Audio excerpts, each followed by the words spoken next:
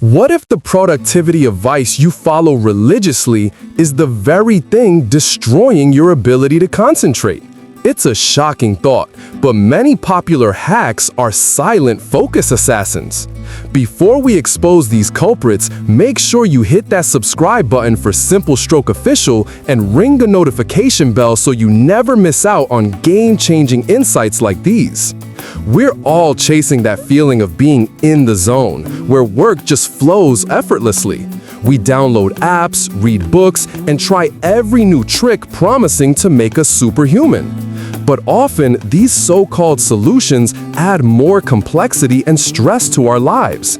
They create a false sense of accomplishment while chipping away at our most valuable asset, deep focus.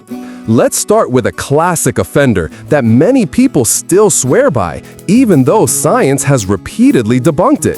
This one is probably the most common trap people fall into. Number 1. The myth of multitasking.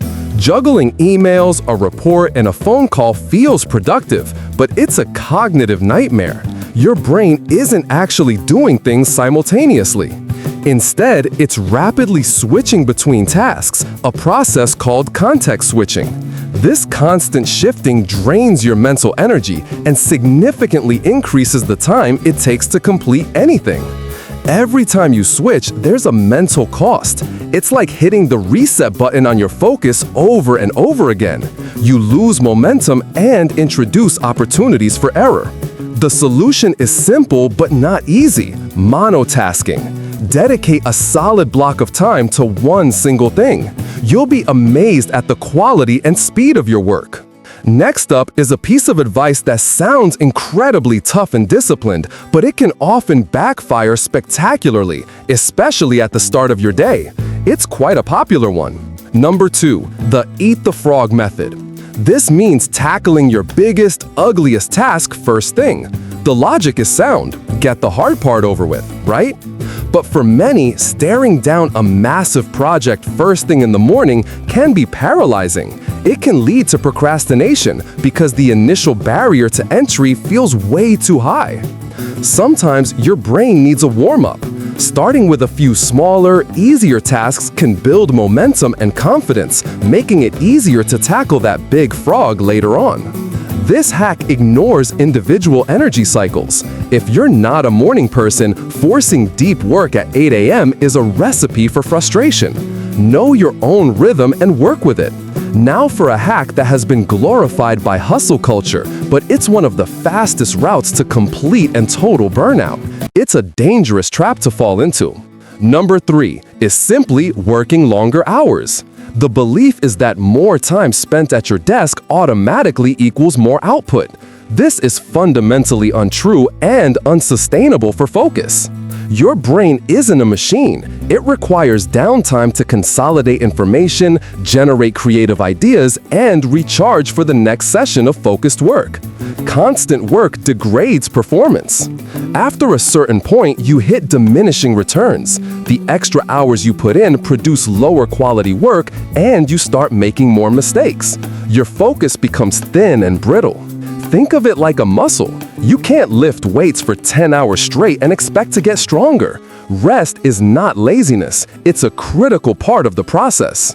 True productivity isn't about the hours you log. It's about the value you produce within those hours. Smart, focused work will always beat long, draining work sessions.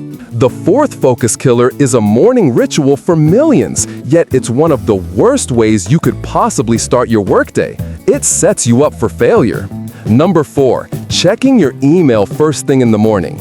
Opening your inbox immediately floods your brain with other people's agendas, requests, and problems. It's a focus disaster. This single act shifts you from a proactive state to a reactive one. Instead of focusing on your own priorities, you spend your most precious mental energy putting out fires. Your brain is sharpest in the morning. Don't waste that golden window on tasks that don't align with your most important goals for the day.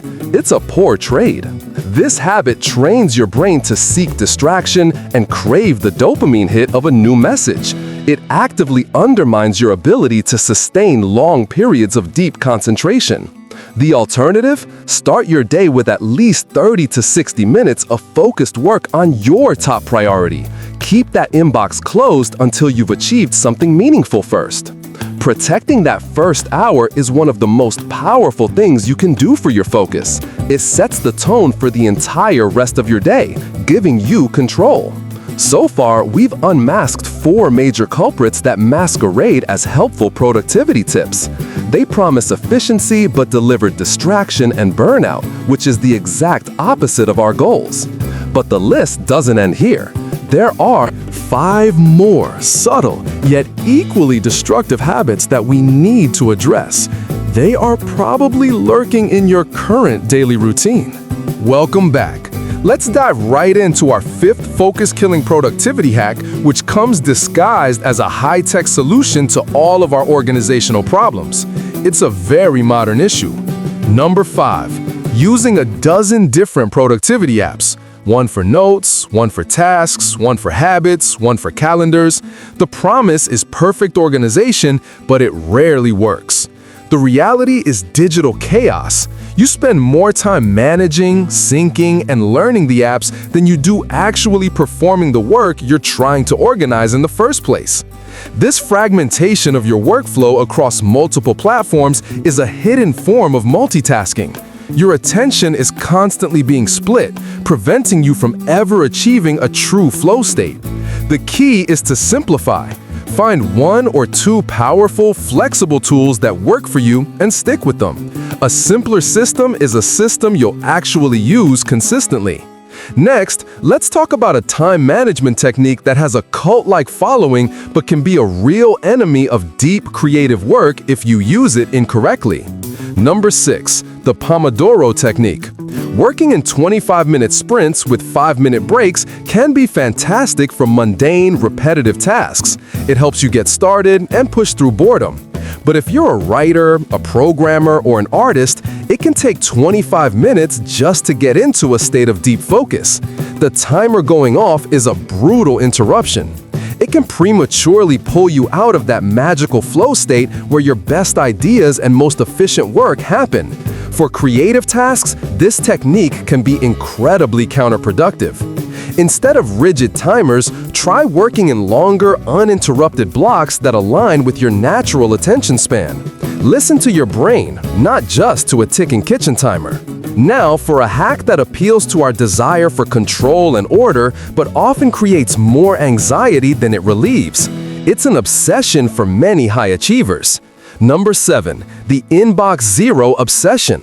The goal of having a completely empty email inbox at all times seems noble, but it can be a massive time and energy sink.